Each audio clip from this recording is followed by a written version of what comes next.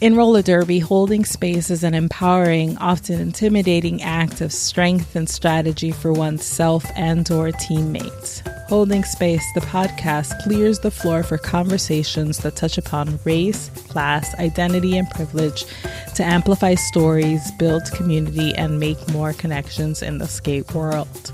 Expect lots of smart, dope skate people musing about life on and off 8 wheels and silliness. Can't forget the silliness that you never knew you needed and won't be able to live without.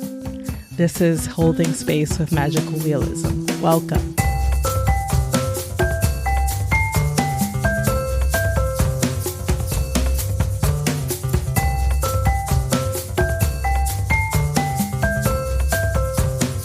What's up, y'all? On today's episode, we have Minnesota roller derby skater Hurtrude Stein. The 10-year vet reflects on the road back to gameplay post-pregnancy and also shares what she holds as her post-pandemic derby visions for herself and the collective. Trudy translates some of her namesake Gertrude Stein sage wisdom into derby too. But before we begin, I just want to wish all the mothers, in every sense of the word, in skating, derby, and the world a wonderful day. You keep the world on its axis. You are the trucks to our wheels. You are awesome. How are you adjusting to all of this COVID sort of madness? And also, how did your league respond? Well, we had our most recent bout on March, I want to say the 9th. That might not be right, though. It was on the 7th. I think the week after that, we kind of decided, like, this is getting a little bit scary and we don't really feel like we should be exchanging germs with each other. And so let's just cancel practices. Things are sort of suspended indefinitely. Yeah, seems like a wait and see for everyone. Yeah. How big is Minnesota? Like the league, not the state. How big is how big is your league? We have a pretty big league. We have 4 home teams with 20 skaters on each team. And then, we have a whole ref crew and a big volunteer organization. We also have a recreational league called the Wind Chill, and they're probably 80 strong. And then we also have a junior league called the Frostbites, and they have 20 to 30 skaters, I think. So we're a pretty big league. How many travel teams? We have an A and a B team. So that's about, I think we have like 38 people on the team this year. Nice. Or within the training program. That's awesome. And you said that you're just wrapping up your home season. When does that run? How long? Our home season runs from October through April, and we have 1 bout per month. And so we have like a round robin type competition between our 4 home teams. And then we have 1 semifinal in February and then a championship in March. And then the last bout of the season is usually an all-star bout. So we'll do an A and B doubleheader against somebody. And this year we were going to play Madison, which was really exciting, but it's not to be. So what is the rationale for ending in April? Does that mean that the rest of the time is devoted to travel team stuff? Yep. Okay. We're an original WFTA league. And so our season has just sort of been the way that it's been for like 15 years. And before there were travel teams or like a WFTA season, we just decided that there's nothing really to do in Minnesota in the winter. So it makes sense for us to hold our bouts from October to April, because that's when people want to be inside doing something. In the summer in Minnesota, you can't get anybody to come to anything. They're all up north at their cabin or wherever. Ah, okay. That's cool. So yeah, it's kind of a holdover from another time, and it just works for us, but it's kind of difficult when it comes to competitive seasons overlapping a home season and the beginning of an all-star season. And then towards the end of the competitive season or of the travel season, you'll butt into the next home season. So if you're not careful, you will never get an off season. Oof. But I love that it's kind of like in sync with like the regional and cultural calendar too, Yeah. That's really cool. So how many years have you been playing with Minnesota? And I guess we could just dovetail into your like derby and skating origin story. So if you want to just hit me with that. Okay. Yeah, okay. I've been playing for 10 years with Minnesota the whole time. And I found out about roller derby. I'm like a whippet generation skater. so I think it was just sort of a cultural moment, and I kept hearing about roller derby, and I Googled Minnesota and roller derby and found Minnesota roller girls. And I watched some really like grainy YouTube clips of what they were doing and signed up for tryouts. And that was just kind of it. And I just thought, I miss being a part of a team and doing something physical, and I want to meet new people, and maybe I'll do this for like 6 months and then try something else. It became an obsession. And and now, 10 years later, I met my husband playing roller derby, have a baby. We had a wedding and it was like 60% roller derby people. It took over. I feel like I joined at the right time in my life. Yeah. I joined when I was about 23, and then it's just like, it's been a part of my adult life moving forward, like since I left college. So yeah. Dope. And I was actually, I was watching some like old games, and I was like, Trudy is an athlete. Did you used to play sports? I did. I played a lot of sports growing up. I had really strict parents, and so I feel like the only way I could hang out with friends was by playing sports. So I just played like all of them, and so I played like basically something every season. I was trying to do. Give like me some. Soccer, what were your faves? softball. And I think my two favorite. I played hockey my whole life, like from age 3 to 18, basically until I went to college. And I played rugby in high school, and those were my two favorites. I really loved rugby, and I wish that I had found that sport sooner, but it was a very new sport for Minnesota. My best friend's mom used to play in college, and she decided to put a team together, and then, there were like 8 teams in the entire state, and I don't know, but it was great. It really, playing that sport really increased my penalty minutes when I went back to playing hockey, unfortunately. I do feel like that part of the sport translated, or maybe too well. Yeah. I do feel like that was one thing that attracted me to roller derby, where I was like, okay, well, it's like skating, which is great. I like doing that. But also it's like hitting, which is what I really enjoy doing. It is. It's kind of like the marriage of hockey and rugby, for sure. Yeah. That's cool. Is any of it reminiscent of other sports that you've played? Yeah, I think I played defense when I played hockey. And so I feel like someone described it as like having cheat codes in your brain for roller derby, your skating skills, because I do feel like sometimes I'm playing hockey and like I don't know what to do with my hand, like there should be a stick in it or something. Especially like when I'm skating backwards. I remember when everyone started skating backwards and like blocking backwards, I was like, oh, I already know how to do this. This is great. I feel like it's influenced my defensive game pretty significantly, just because of the way that I used to play hockey, with playing the body and taking the body and all of that kind of stuff. I feel like hockey and like playing defensively in hockey is a lot of angles and a lot of like trying to cut your opponent off. And that translates really well to roller derby, I suppose, because we're working with angles all the time. Sure. No, that's I can see it for sure. Was this your first season back since your pregnancy? Yep. First season back. How has it been? Well, let me just backtrack a little and give context. We connected because I saw a tweet that you posted about, having some insight and some thoughts post-pregnancy as a derby player and derby skater. And so I DM'd you and asked if you might want to come on and talk about it and chat it up and have this space. And you graciously agreed. So here we are. And I wanted to kind of ask you, how has that been for you? It's been an interesting experience, very humbling experience. How so humbling? Do you mean totally like physically or emotionally? Yeah, like very like physically humbling. Yeah.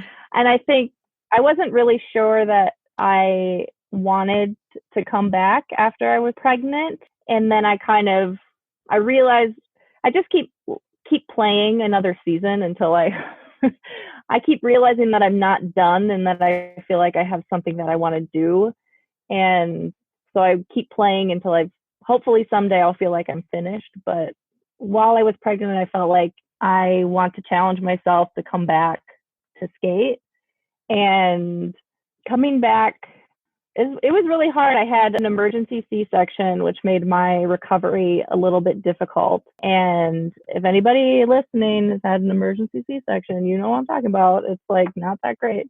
I knew that I wanted to come back again. I got on skates again for the first time at like 6 weeks after birth, but it was just like I'm putting my skates on and I'm going to roll around at practice. And it was like very exhausting. I don't think I even made it through the warm up. My feet hurt, my ankles hurt. I felt like unstable. And I thought, okay, well, that's the first day. That's done. That's and a then good I attitude. decided to just kind of keep, yeah. That's really, I feel like how I've gotten through it is to just say like, that's one more day that we have gotten on skates and we have tried, because it was very, I don't know how else to describe being pregnant. Like going from being very athletic to becoming pregnant is just like your whole body feels like it's broken down and slowed down completely. Like you get so slow by the end of your pregnancy, like you move so slowly.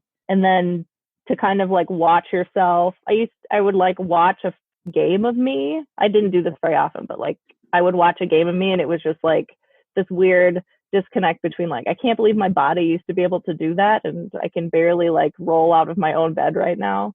Wow. But the journey, the journey from like recovering from pregnancy and like recovering from the surgery to getting back onto skates was definitely like a one day at a time sort of process. And I decided not to go back to contact until I think I was 3 months postpartum. And I decided I want to try it, practice and see how it feels. And that went okay. It definitely felt like everyone was 100 times stronger than I was. And my brain would know what to do, but like my body just like couldn't get there. I feel like I lost like all of the muscles that would help me like move laterally. They just like weren't there anymore. It was a really bizarre kind of surreal experience. So yeah, there was a lot of like a lot of frustration, I think, initially the first maybe month or two of like trying to get my roller derby legs back just to like be able to move where I knew where I needed to be. What did they tell you medically? Like, what are the doctors, what kind of instructions do you get to be able to return, or what kind of guidance are you given? Well, you're not given very much guidance. To be fair, I didn't really ask because I kind of knew that I wouldn't get very much. I know that after you give birth, you'll usually have an appointment like a week. This is in the US. You'll have an appointment like 1 week after, and they'll kind of check on you and see how you're doing. And then you'll have an appointment around like 6 or 7 weeks where they'll like medically clear you. And I'm doing air quotes right now. They'll like medically clear you for activity or not. And so they'll check for a couple of things. Like basically they're just trying to check to make sure that your physical wounds are healing from birth. So like they checked my incision, which was healing fine. And they'll like feel around your abdomen and make sure that your ab muscles are coming back together or whatever. And then they're like, okay, just don't do too many sit-ups at once. That's sort of the advice that you get. And so like, just listen to your body. So there's not a whole lot of like instruction. And I also feel like there's not any really for like women who are playing a contact sport or coming back from pregnancy to play a contact sport on the internet. Because I looked for advice, and there's a lot of information, relatively speaking, about women who want to go back to weightlifting and like CrossFit and that kind of stuff. So that was something that I sort of followed. I got a postpartum pregnancy program for CrossFit actually. And so because I had been doing CrossFit prior to becoming pregnant, so I was like, okay, this is like the closest thing I could get. Yeah. Mm-hmm. So I did that, and that was helpful. I think that really helped me like steer you. Yeah, like kind of reconnect with my body and like rehab my abdomen a little bit and like become a little bit more physically confident. But then from there, just kind of tried to stick with that program, but also just, I don't know, like listen to my body, which is not always the best advice, but you just got to do what you're comfortable doing. And I know I've talked to a lot of my friends who have had babies and who've come back to play roller derby, and it's kind of the same thing where you're just like, I'm just going to try and skate and see what happens. Because there's just not a lot of guidance, and you're like, I don't really know what to do. Like, I feel fine, so I'm just going to start skating and see what happens. I thought that you were going to say that the just doctors aren't familiar with roller derby, and that's why they wouldn't have very much insight or guidance. But just as a blanket statement of like women in contact sports, that's wild. That's amazing. That's so interesting. And I mean, you kind of never know. I don't know if you've had this experience when you've gone to a doctor with an injury from roller derby. You kind of never know what they think roller derby is in their mind. And like, without like getting a YouTube video out and saying like, this is what I'm doing with myself. Like, or you have to like counter it with, you have to counter their image with a YouTube video of what it actually is.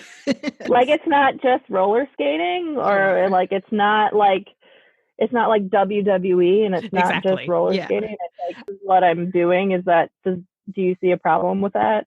Maybe you could just tell them that you play hockey or something, and they would be like, no, yes or no, or do this or do that. But I don't know. Yeah, like even I did have like a sprain, and you know, first of all, like whenever you mention the word roller derby, like you can just, at least here in New York, like their faces light up with like theatrical campiness and like of like the back in the day era, right? And then but like even like the sports medicine doctors really didn't have a grasp of what it is exactly and what it all entails. What was your biggest adjustment?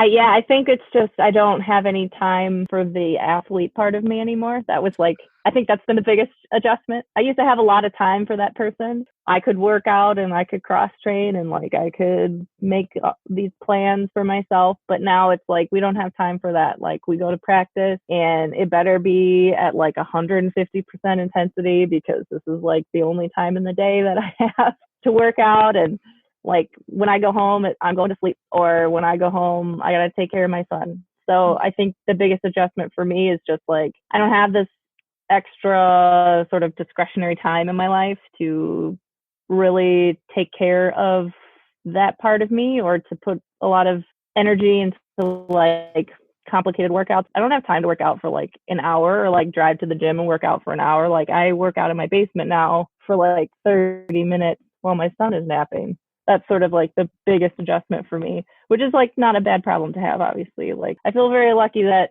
we have the space in our house for me to do that. It's just, there's just no time now. I used to hear people say that before I had kids, like, I don't have any time to do this, or I don't have any time to do that. And I was like, there's always time, isn't there? And then I was like, no, there's no time. There's no time anymore. When we are at practice, I want to be practicing. Like, I don't want to be messing around. Like, I feel very serious about this time.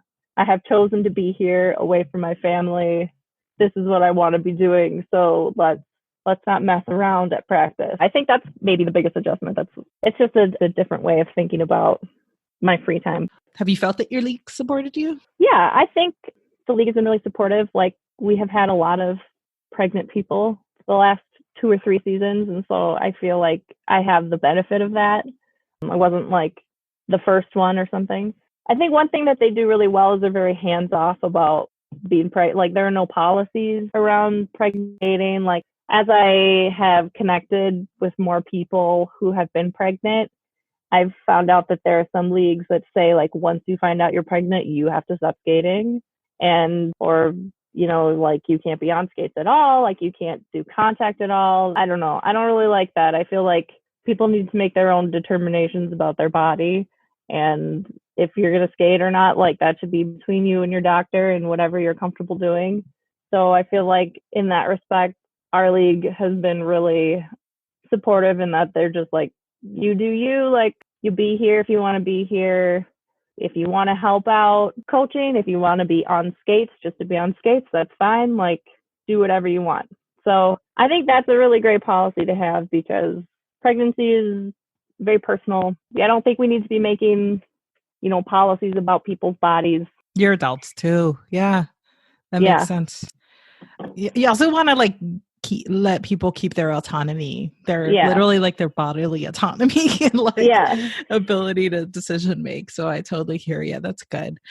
And what about, do you feel supported as a derby skater by Derby? Like, do you feel that Derby does enough to support pregnant skaters or, skaters who have been pregnant?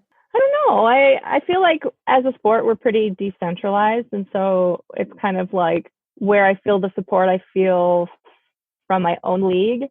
And I mean, I am also sponsored by Rydell, and they were really great about my pregnancy. And they were like, as long as you want to, like, we're here for you. So just keep us in the loop. So I feel like, again, like they were really hands off about it too. Like, we're happy for you and you do what you want to do and we'll be there for you when you're ready. So I felt personally really supported, which is lucky because I have read a lot of things about people who have had very bad experiences with their leagues, which really breaks my heart because it's such a hard time.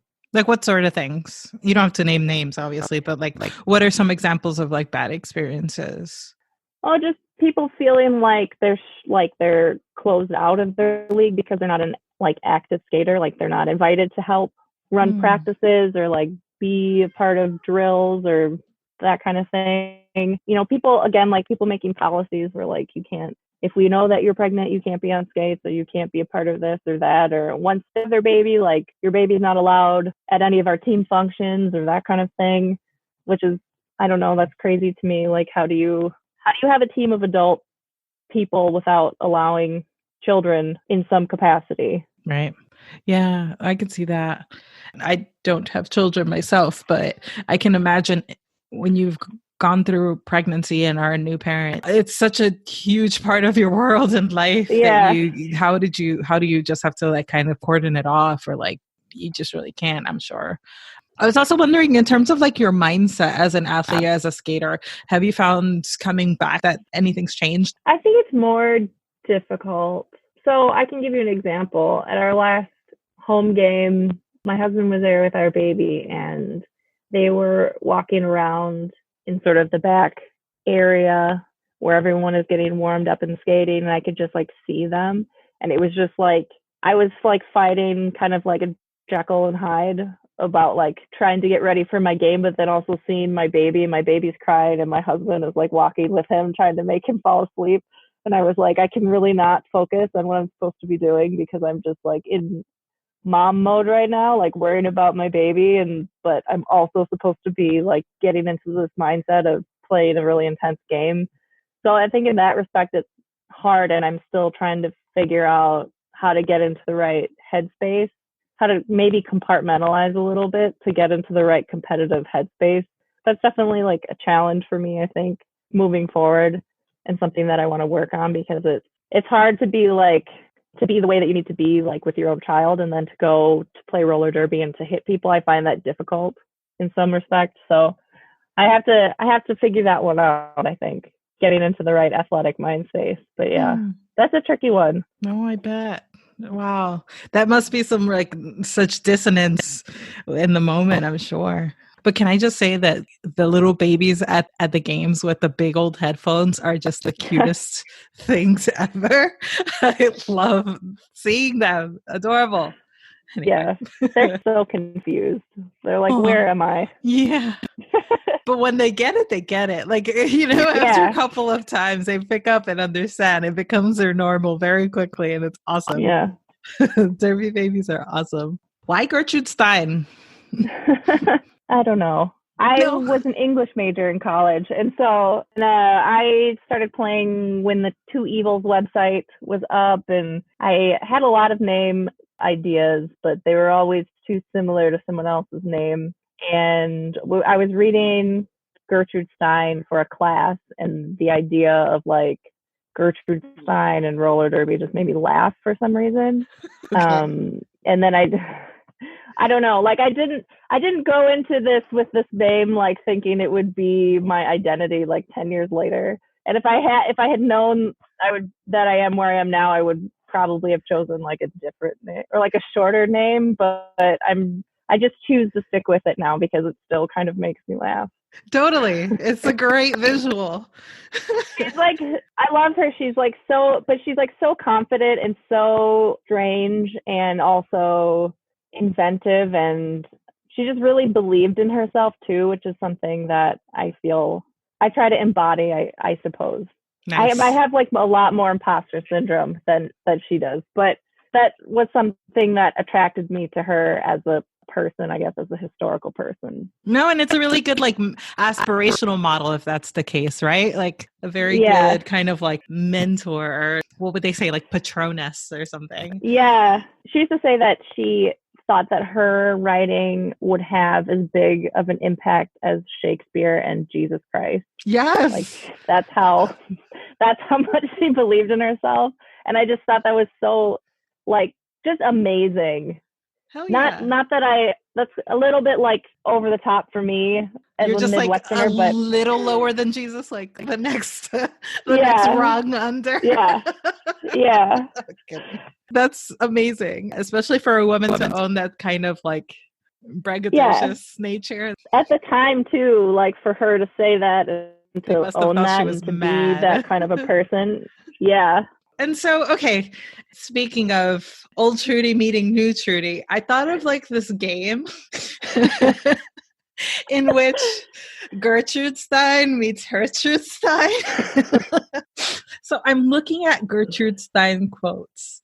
My challenge to you is to turn them into Derby quotes. Are you game? Okay, yeah. Okay, all right. So the first quote, one must dare to be happy. One must dare to be happy. One must dare to be... I'm so bad at this. It's your first try. I know. I feel like that one is pretty perfect the way that it is. Okay, so I had some time to think about it. And you know what my thought was? One must dare to be crappy, right? Like, you know, to like learn and to like, you know, because I feel like because like sometimes it's really hard to not be perfect at things and to you don't have to make it rhyme, but I just was like, you should dare to not be good at something so that you can be better, right? Yeah, you're really good at this. No, I'm not. You know, it's also a game that I invented. So this is good advice for me. I gotta dare to be crappy at this game. Dare to be crappy. Dare to be crappy. That'll be the tone. I really like it. Okay, good. Yes. All right. So, and some of them maybe you can't. Maybe you can do like a pass if you want. Okay. We'll just keep going. Okay. Okay. Now I know the rules. I'm in for it. I'm making them as I go. Okay. All right. Okay. You ready for number 2? Yes. We are always the same age inside. You're always the same age inside, but your knees are 100 years old. Nice. Yes. Look at you. You're natural. Yeah. It takes a lot of time to be a genius. You have to sit around so much doing nothing, really doing nothing.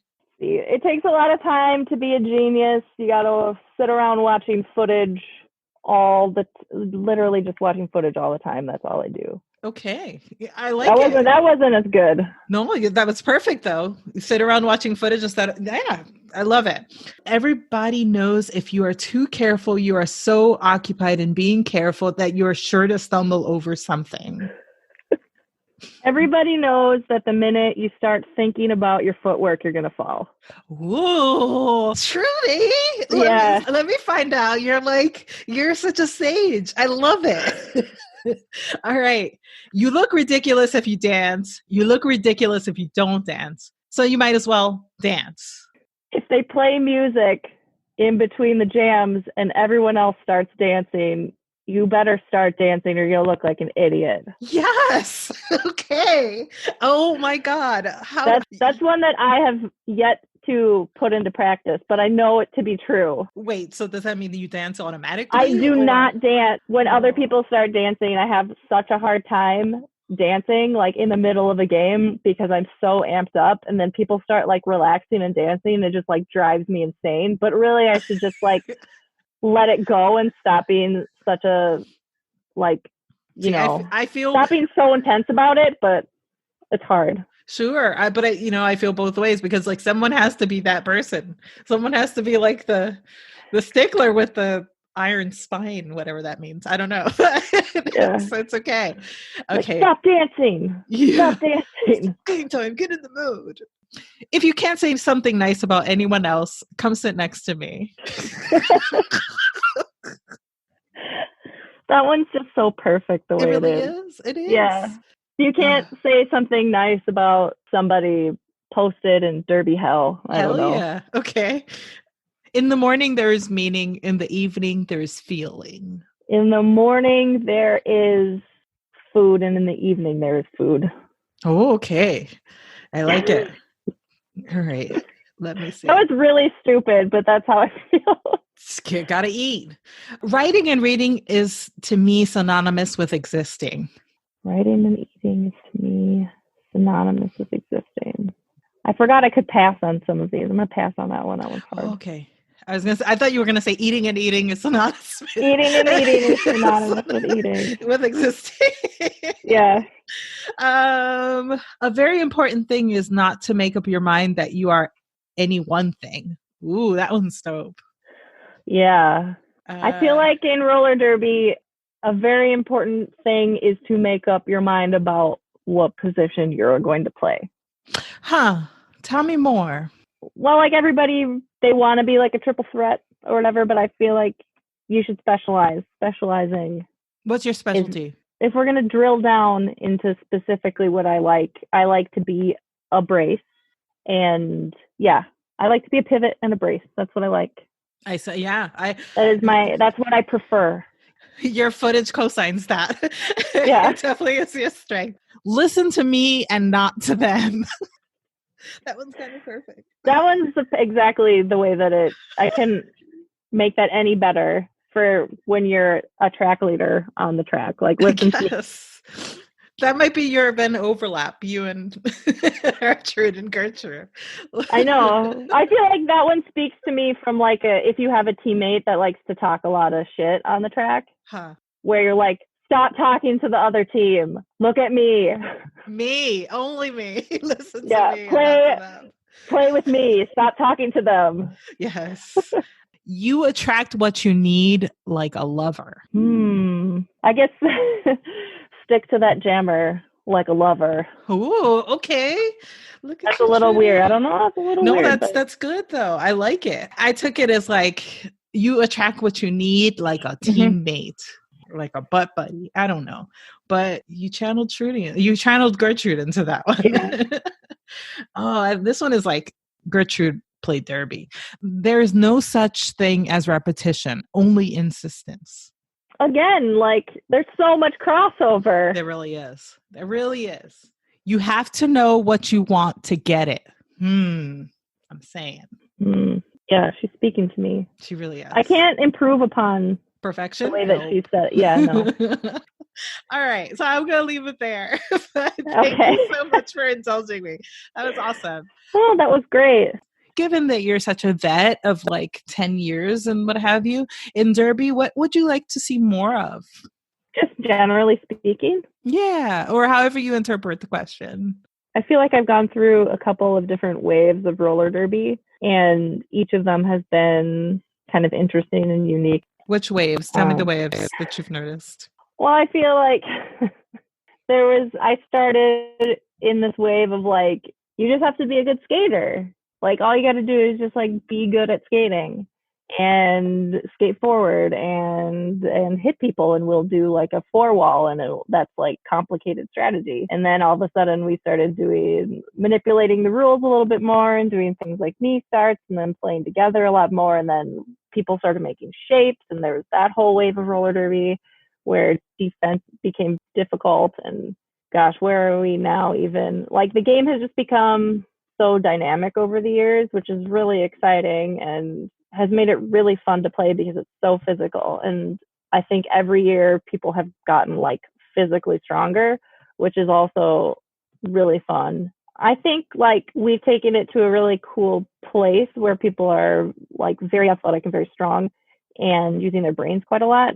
And strategically, things are very interesting. But I don't know. I think I'm not alone in like wanting the game to be played a little bit more safely, I think, because it is so dynamic. I feel like the opportunity for injury has increased quite a bit. And so I've had 1 or 2 concussions in my career, and I know that a lot of people have been having concussions, and there's been a lot of discussion about that. And so hopefully I don't have any solutions, obviously, about how to like fix the game so that it's a little bit safer, but I would love for us to figure out a balance between the like strength and intensity that we have now with gameplay that doesn't injure people, if that makes sense.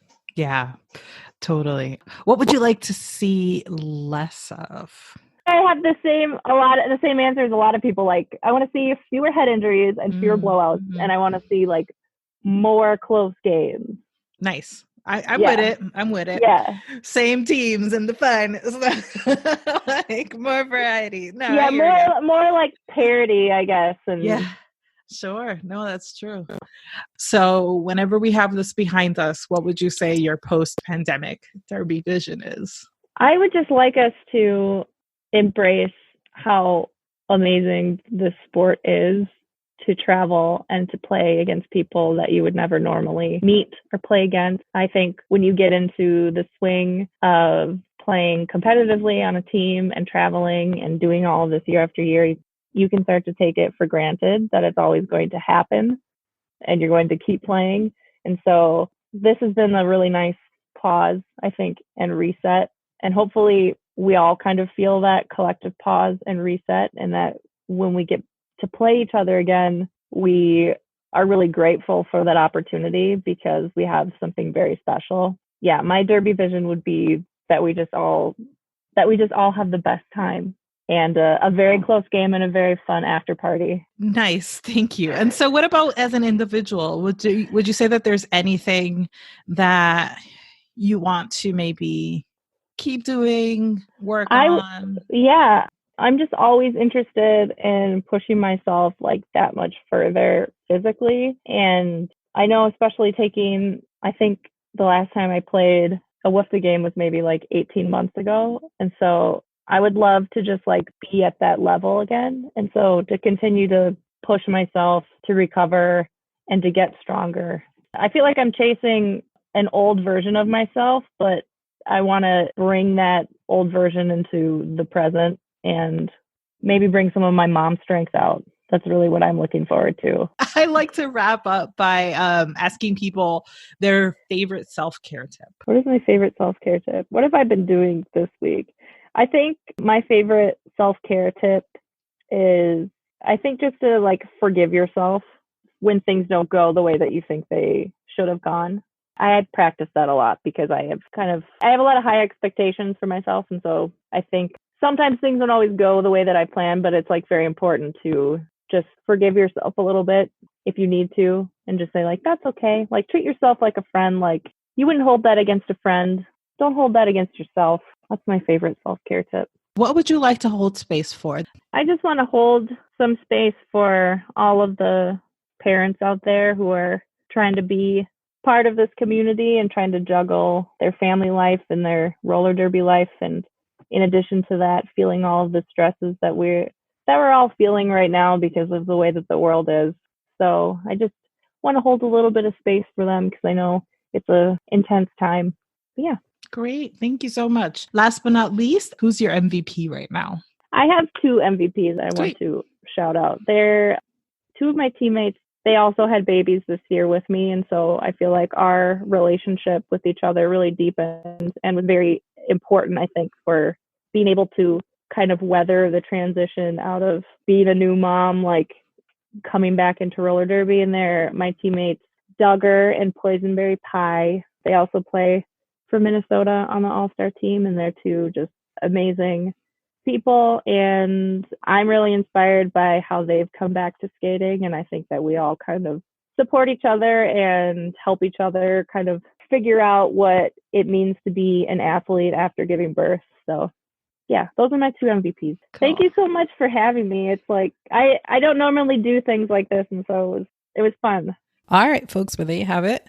Holding Space with Magical Realism is available on Apple, Spotify, Google Play, and YouTube. Help the pod grow by subscribing and sharing it with friends. Rating and reviewing on Apple Podcasts also helps others find us. Follow the pod on Instagram at Holding Space with Magic Pod. Intro and outro music is by Sun Searcher. The song is called Latin Rhythm, and the cover photo is by James Corbett of Epic Life Images. Find him at Epic Life Images on Instagram. See you next time. Bye.